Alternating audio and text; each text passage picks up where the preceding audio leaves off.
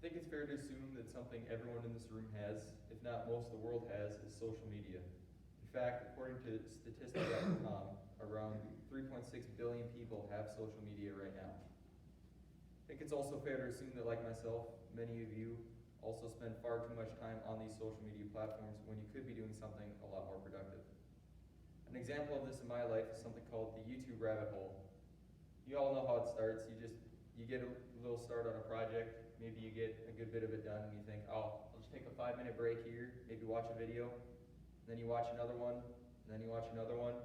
Then all of a sudden you're watching you're 2 hours in and you're watching a video on how to play a harmonica, despite not even owning one.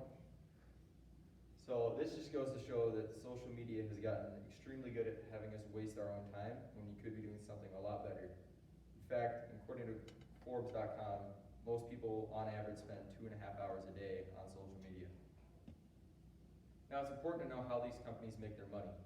They make money by running ads, and the more ads you see, the more money these companies make. So therefore, the longer you're watching, the more money these companies will make.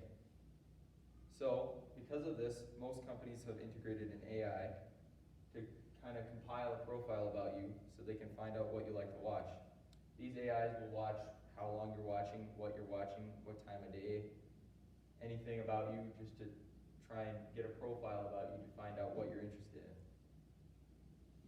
Another problem with this is because it only likes to show you what you like to see, a lot of fake news gets spread because you don't really like to see things that make you angry. You don't like to see things that disagree with you. So it's just gonna show you things that you already agree with.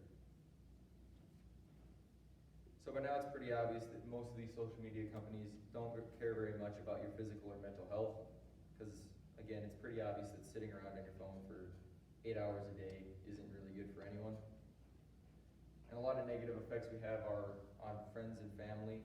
Maybe you don't get as much done in school because you're distracted.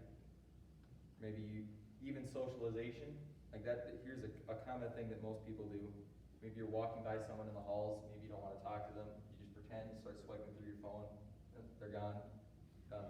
Don't have to talk to them, thank God you had your phone. So obviously this isn't very good, but there are some steps you can take in order to distance yourself from social media. One thing you can do is just find out how much time you spend and maybe try and cut back 30 minutes of that, maybe an hour, depending if you're spending a long time or not. Or just get a hobby. You could like start running, or just go out and walk your dog more, maybe try and play an instrument, or just read a book. There's a lot of steps you can take in order to distance yourself that'll help you a lot.